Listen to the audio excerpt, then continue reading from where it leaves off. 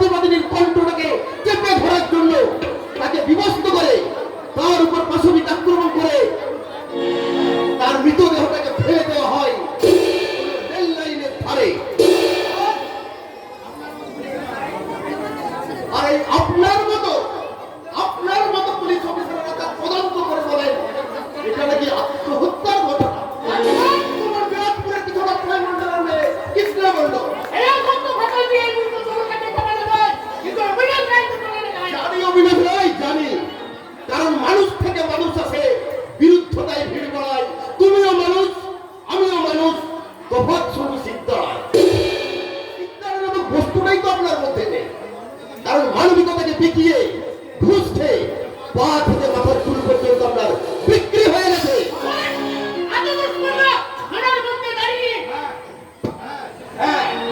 এই খাড়ার মধ্যে দাঁড়িয়ে আপনাকে আর ওই নেতা মন্ত্রী চামচাদের সাবধান করে দিয়ে গেলাম, কথাটা যেন মনে থাকে।